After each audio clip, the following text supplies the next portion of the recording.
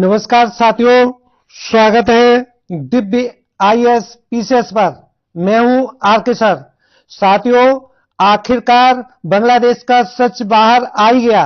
साथियों, आज तीन न्यूज हैं, लेकिन ये तीनों न्यूज किसी न किसी प्रकार एक दूसरे से लिंक्ड हैं, अर्थात एक दूसरे से संबंधित हैं।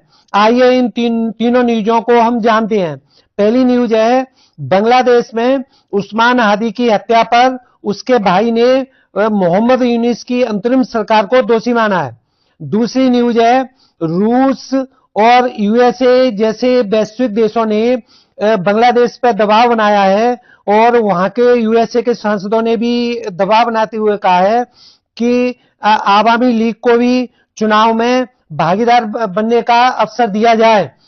तीसरी न्यूज है कि बांग्लादेश की जनता ने शेख हसीना की सत्ता को पुनः याद किया है और शेख हसीना को बांग्लादेश में वापस बुलाने की मांग की है। और आइए इन तीनों न्यूज़ों को हम एक साथ कनेक्ट होकर पढ़ेंगे। जैसा कि आपको मालूम होगा, पिछले दिनों छात्र इंकलाब मंच के नेता उस्मान हादी की हत्या कर दी गई थी और उसी हत्या के बाद में उस्मान के भाई ने, हादी के भाई ने ये अभी कहा है कि इस हत्या का दोष मोहम्मद यूनिस पर उनकी अंतरिम सरकार पर जा रहा है। और उन्होंने ये हत्या करवाने के बाद इस घटना को आवामी लीग के खिलाफ प्रचार में प्रयोग किया और आवामी लीग के घर लूट लिए गए और उनके प्रतिष्ठानों में आग लगा दी गई। साथ में हादी के भाई ने यह भी कहा कि भारत विरोधी भावनाओं को भड़काने का प्रयास किया गया और हिंदू अल्पसंख्यकों को भी निशाना बनाया गया। और हादी के भाई ने साफ साफ ये भी कहा कि ये साजिश आवामी लीग को कमजोर करना ही नहीं है, बल्कि ये यूनुस सरकार लंबे समय तक सत्ता में बने रहने का एक षड्यंत्र रच रहे हैं। तो इस प्रकार उन्होंने सीधा सीधा यूनुस पर आरोप लगाया। साथियों, जो हादी के भाई आज कह रहे हैं, इस प्रकार की बातों को मैंने दिव्य आईएएस पीसीएस चैनल पर 22 दिसंबर वाले वीडियो में साफ साफ शब्दों में रख दिया था। कैसे यूनुस और पाक के आईएसआई का जो गठजोड़ है वो बांग्लादेश में धार्मिक भावनाओं को भड़का रहे हैं और यूनुस लंबे समय सत्ता में बने रहना चाह रहे हैं और ये एक प्रकार का कुत्सित षड्यंत्र हो सकता है और इसमें कई नेताओं भी टारगेट हो सकते हैं। एक जांच का विषय है, इस प्रकार मैंने रखा था।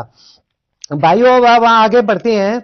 उस्मान हादी के भाई ने यह भी चेतावनी दी कि यूनिस की अंतरिम सरकार को अदालत में घसीटा जाएगा और हम न्याय लेकर रहेंगे। हादी के भाई ने यह भी कहा कि हत्या मेरे भाई की नहीं हुई है, यह हत्या लोकतंत्र की हुई है। अगर गहराई से जाएं तो हादी के भाई ये कहना चाहते हैं कि ये जो दंगा भड़काया है, ये मेरे भाई की हत्या हुई है, वो ये यूनिस की अंतरिम सरकार पर दोष जा रहा है। लेकिन यहाँ पर मुझे बड़ा अचंभा हो रहा है, इतनी बड़ी घटनाओं के बाद पश्चिमी देश अभी भी चुप्पी साधे हुए हैं। जो यूएसए और नाटो देश चिल्ला चिल्ला के कहते थे कि हम लोकतंत्र के रक्षक हैं और मानवता के पुजारी हैं और वो अभी चुप्पी साधे हुए बैठे हैं। तुम ये मौन स्वीकृति क्यों? यूनिस तुमको क्यों अच्छे लग रहे हैं? तो यहां पर मानवता के क्या दूसरे पैमाने हो गए? आइए हम बात करते हैं। यूएसए के सांसदों ने भी दो टूक शब्दों में कह दिया है कि पहले तो बांग्लादेश में जो रहने वाले अल्पसंख्यक हिंदुओं पर और बौद्ध ईसाइयों पर हमले हो रहे हैं, उसमें विशेषकर हिंदुओं को टारगेट किया जा रहा है और महिलाओं को पर भी अत्याचार किए जा रहे हैं, छोटे छोटे बच्चों को जिंदा जलाया जा रहा है, उनसे साथ में सामूहिक बलात्कार किए जा रहे हैं। तो ये भयानक कुकृत्यों को रोका जाए और ये इस प्रकार की बातें अंतर्राष्ट्रीय मानवाधिकार संगठनों ने भी हिंदुओं की हत्या को भयानक कुकृत्य माना है।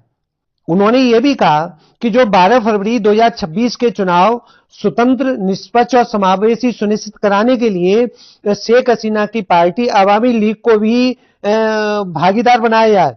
और भाइयों, ये बात तो दिव्य आईएएस पीसीएस चैनल पर पिछले कई दिनों की वीडियो में मैं बताता चला आ रहा हूं कि आवामी लीग को भी भागीदार बनाया जाना चाहिए।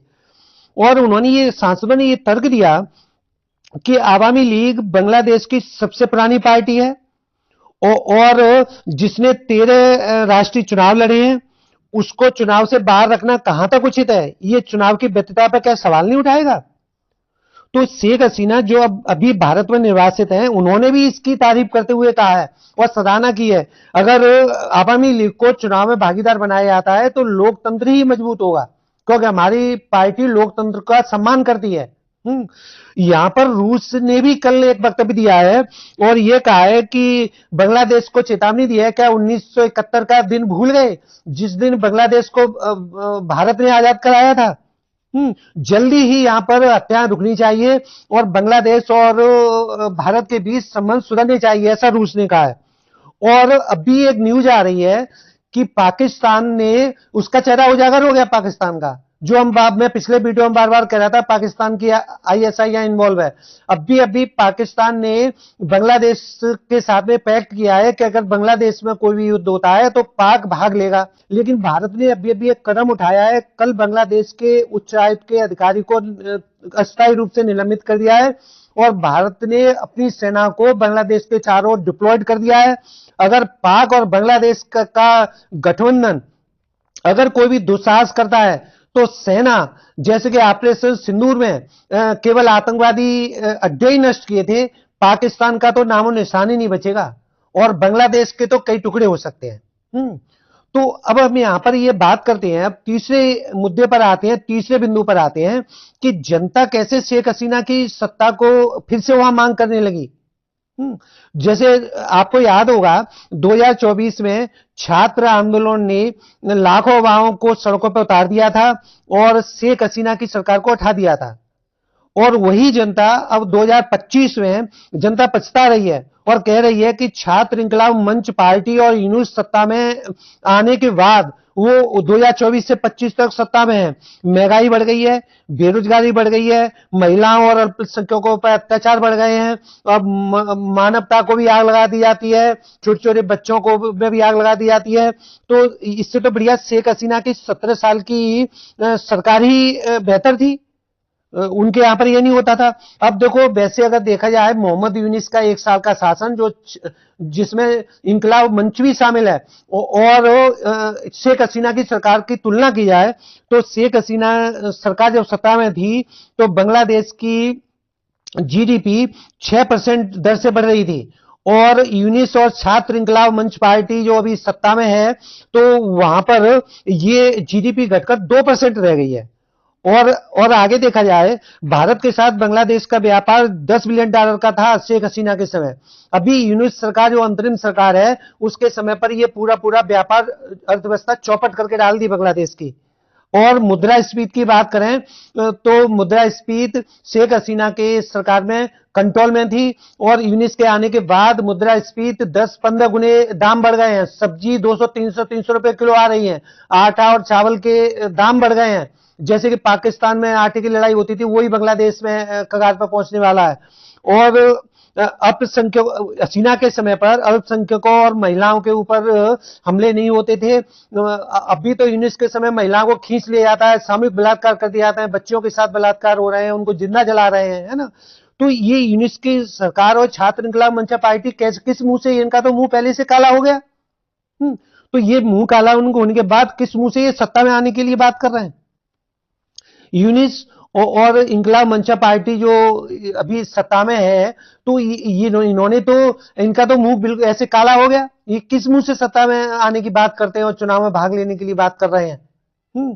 तो यहां पर हम अगर देखें तो ये जनता स्पष्ट मांग कर रही है कि बांग्लादेश में आवामी लीग आए और यहां पर चुनाव में भागीदार बने। ऐसा ही विश्व का भी वैश्विक दबाव भी बनता जा रहा है, और भारत की तो जनता एक मत से चाह रही है कि शेख हसीना आवामी लीग वहां पर आए और स्वस्थ लोकतंत्र आए, है ना। तो अंतर्राष्ट्रीय संस्था, अंतर्राष्ट्रीय न्यायालय से और वर्ल्ड बैंक से मांग करता हूं कि बांग्लादेश में आवामी लीग को चुनाव में भागीदार बनाना चाहिए, और उसका उतना ही अधिकार है जैसे अन्य पार्टियों का, और जितनी भी हिंसा है तो वो हिंसा रुके, और साथ साथ में इनको कड़ी से कड़ी सजा दी जाए जिससे आगे हिंसा करने में उनकी रूह तक कांप जाए।